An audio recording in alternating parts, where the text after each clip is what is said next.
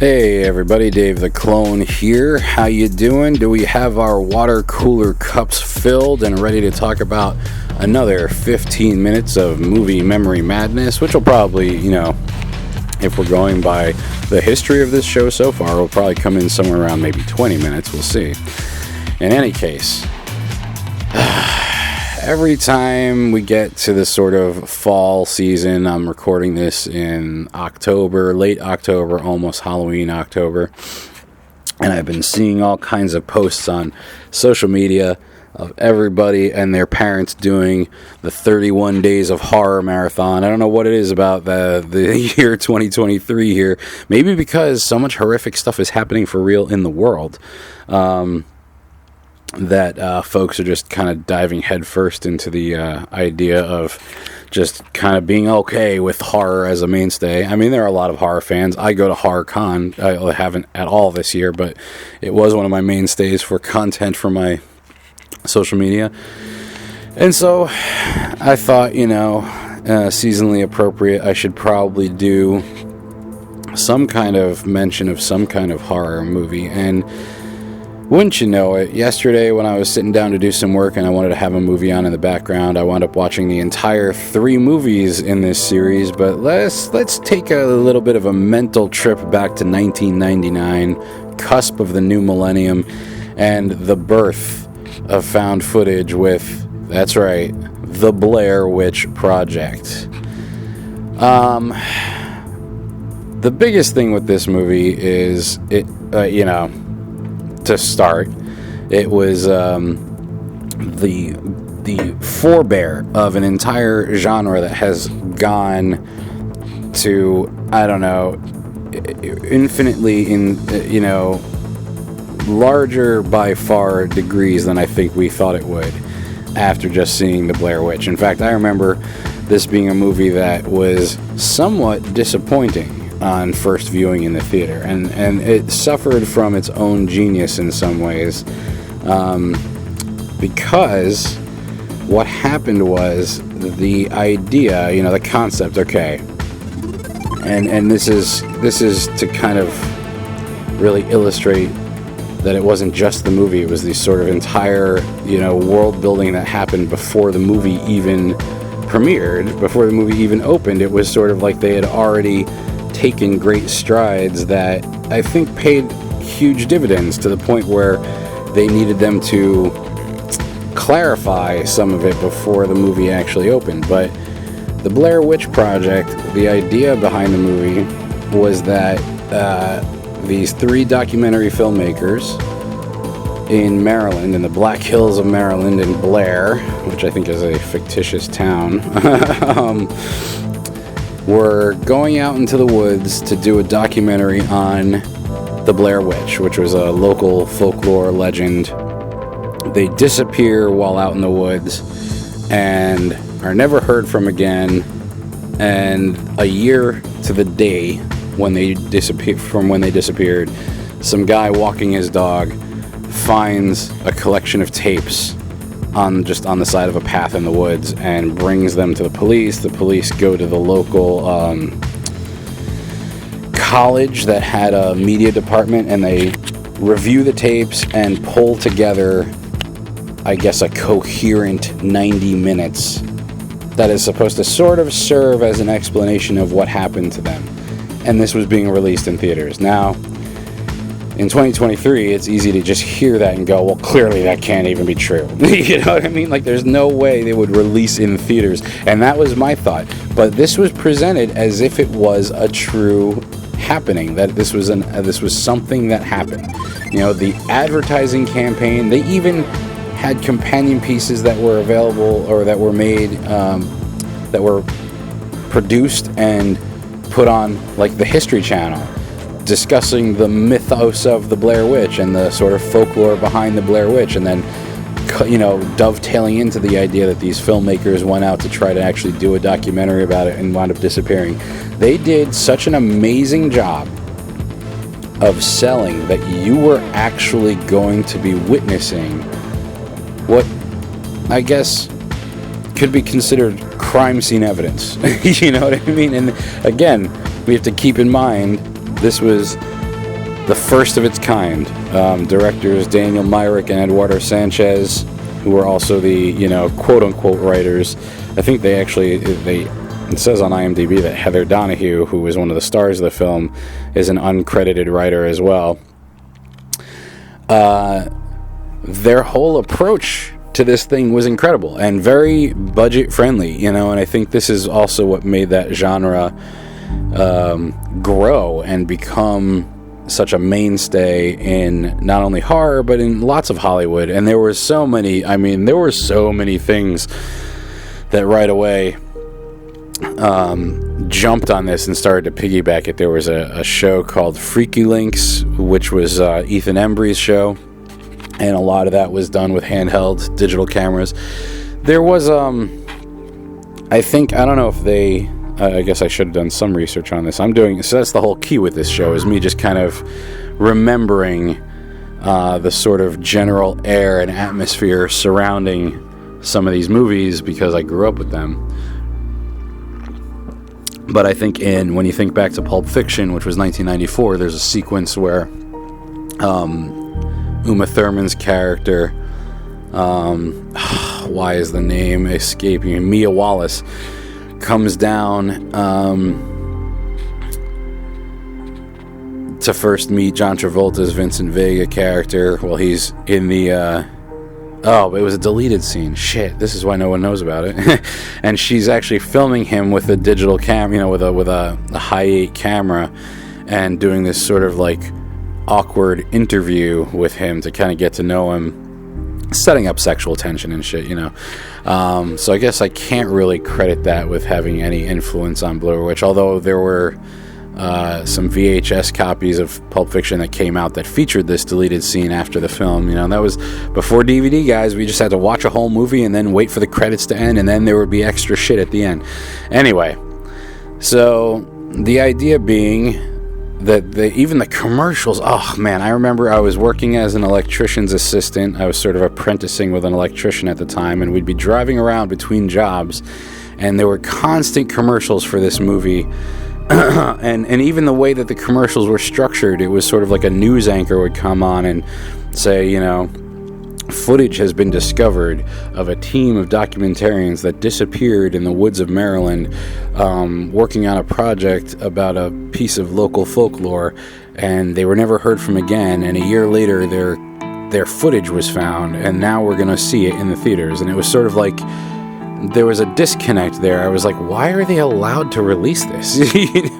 I would even say to my boss all the time, how are they getting away with this, man? These people disappeared. They're probably dead, and I didn't even see the movie at that point, but that's the clear implication. These people are probably dead. 3 college kids disappeared in the woods, and we're taking the footage. They can't figure out where they are from the footage. I like that. The horror that had built in my mind for weeks getting ready for this movie to come out. And then, what they wound up having to do, because I wasn't alone, that phenomenon was happening everywhere. People were Blair Witch crazy before the movie even came out. And here it was, all of a sudden, we're a couple days out from the release of the film, and it was my boss. He gets in the truck on Monday, goes, "Hey, did you see the paper?" And I was like, "No, why?" He goes, "They had to admit that movie's fake." Because even he was starting to, I think because of how much I was like, I can't believe they're doing this, even he was going, yeah, that is kind of messed up, if people died or disappeared, I don't think we'd want to be selling tickets to the movie of the footage they shot right before they disappeared and nobody knows what happened to them. And I was like, and I just don't understand how they could have all this footage and not be able to figure it out. And allegedly, it wasn't even all the footage. It was because apparently, and I'll get into a little bit here of the process of filming the movie. There was more footage than we wound up seeing in the theaters. And eventually, when they put it on DVD, they did add what, most DVD folks were calling deleted scenes. They had called it newly discovered footage. But yeah, the idea that we're just seeing sort of like a Cliff's Notes highlight of what their weekend was like, and it's supposed to leave us with a sense of what they went through, and at the end of it, yeah, they're dead. You know what I mean? What we see happen at the end of the movie. One guy, you don't see what happens to him. The other guy and the girl wind up in this house out in the middle of the woods that nobody knew existed. And we see footage of them running around the house looking for their missing companion. And the one guy goes into the basement. They each have a camera each, and we're seeing his footage at first. He runs down into the basement, and you just see the camera drop, indicating he was attacked from behind or something. And then when she finally catches up to him with her camera, we see him just staring into the corner, not looking at her as she's screaming his name. And then all of a sudden her camera drops, indicating but we do hear kind of like an impact, like she got smacked. Now, that was all to bring to light things that they had. The movie begins, the police don't want me talking about this. The movie begins with them doing interviews in the town of Burkittsville, Maryland, and there are folks who are, talking about what they heard growing up as the legend of the Blair Witch and different elements, and this added to the mythos that had already been created by the History Channel piece, which I watched on my computer at night, horrifying myself. And one of the elements was that there in the 60s there was a guy named Rustin Parr who lived in Burkittsville, who had a cabin out in the woods and wound up murdering children, and he claimed in court that he was doing it because the voice of the Blair Witch told him to do it. And one of the characteristics of his crimes was that he would take the kids into the basement 2 at a time, but he would make the one that he wasn't killing first stand in the corner and face into the corner so they wouldn't be watching him commit murder. And he would kill one kid, and then he'd go kill the other kid who was staring in the corner. So when at the end of the movie we come down to the basement and see the one dude staring into the corner, he's just waiting for the person behind him to get murdered before he's going to get murdered. And, all the hype, mentally thinking we're about to see these people's last moments on Earth, and then like a couple days before it opens, the newspaper has an article where it's like, okay, the filmmakers have come out and admitted that this is all fake. This isn't a true story, but that their advertising campaign was so effective that people were starting to take my surface level concern of how could we be doing this. I don't understand how we're releasing this as a film that people are paying money to watch. If this is really the last moments these people had on Earth, we should be using this to try to figure out what happened to them. And they had to come out and say, all right, look, clearly we almost put more effort into the advertising than we did to the filming of the movie. And so yes, we're assuaging your concerns. This is fake. It's all a fictitious idea. But we're happy that what we came up with was not only so plausible, but the way that we did it was so effective that you actually thought it was real. I mean, bring that to the movie when you go to watch the movie, and it does add this whole element. Now, so that's disappointment number one. Before we even got to see the movie, they had to break the illusion. I feel like we might have been, at least I might have been more prone to like the movie in the theaters if I still, at least through opening weekend when I saw it, thought that it was still something that was real. I feel like in a lot of ways I understand why it had to happen from a sort of legality standpoint, but I feel like that might have been, it's almost like forcing David Lynch to reveal who the killer of Laura Palmer was before he wanted to. It's like, well, now you just knocked one of the legs of this premise out from underneath it, and it's sort of hovering, waiting to collapse. That said, you go watch the movie. It's pretty boring at times when you're expecting to be seeing kind of scary stuff. It starts off on a little bit of a slow pace, especially at the time I didn't have as much of appreciation for sort of documentary style filmmaking, and a lot of the beginning is like not only interviews with these people in this fictitious town, but also or maybe Burkittsville's real, but the Blair Woods is not real, something like that. But then it was also kind of like the shenanigans of the three filmmakers, like they're in their motel room the first night. They have the first night of the weekend they're at a motel, and then they're going to camp out overnight in the woods going to different locations that were key to the mythology to film certain sequences, and then they were going to come home and all go back to normal life on Monday. And, you know, so it's sort of like, and Heather Donahue's character is definitely hard to like. She's annoying as hell. Even when you watch the movie now, having had it in the ethos, this is again another pre 9/11 movie. It's funny how much life was so different pre 9/11. This is not the first movie I've watched from the 90s where I go, man, look at how bright and shiny and hopeful and less constantly afraid the world was. You know, at some point I guess I'll have to do some kind of podcast on how everything changed, both movies and sort of our social attitudes after 9/11. But you know, she was kind of an entitled, bratty chick, very bossy. This was her project. She was acting like an already established Hollywood prima donna director to a degree. And, you know, and each of them have these sort of very grounded personalities at the beginning of the movie. And slowly over the course of them getting lost in the woods and trying to get out of the woods. Now, I've never gone into the woods and gotten lost like this. I've gone into the woods where I used to live in North Jersey. There were wooded areas along the Palisades on the Hudson River that I used to go hiking in, and there have been times I've gone with friends and we were there and hiked too deep to the point where we're like, oh my god, we're not going to make it back to the car before dark. We might either get the car towed or get a parking ticket. And there is something to be said for how quickly it gets dark in the woods if you're not prepared. If you don't have flashlights and you don't have camping gear and you're trying to get somewhere and you realize like, oh man, we should have started walking half an hour ago, or we should have started walking 45 minutes ago, and the sunlight is fading.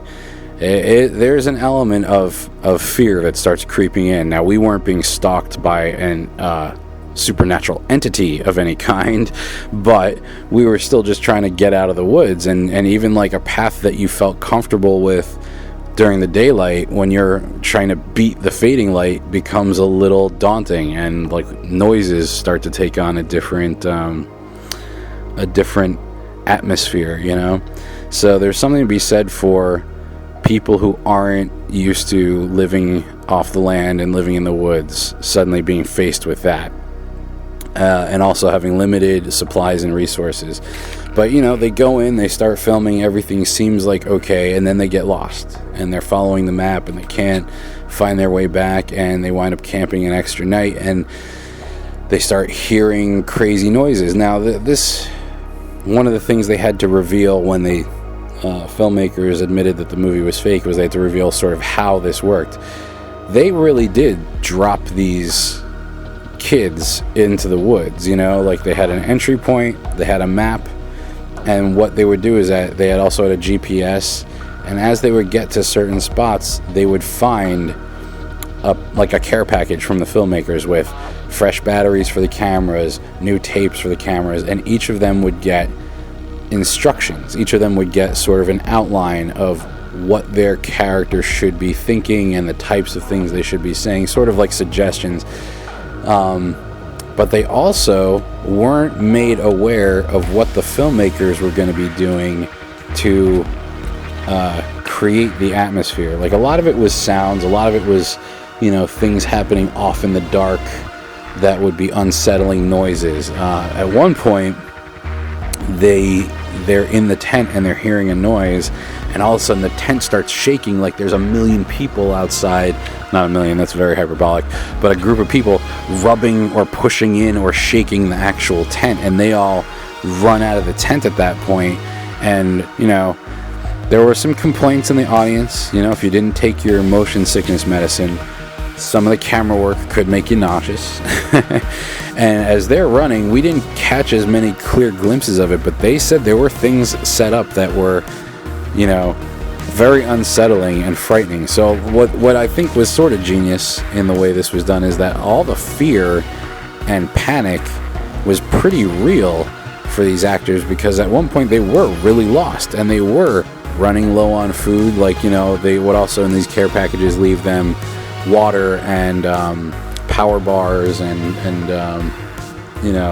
basic necessities, but I think as the days went on, they left them less and less.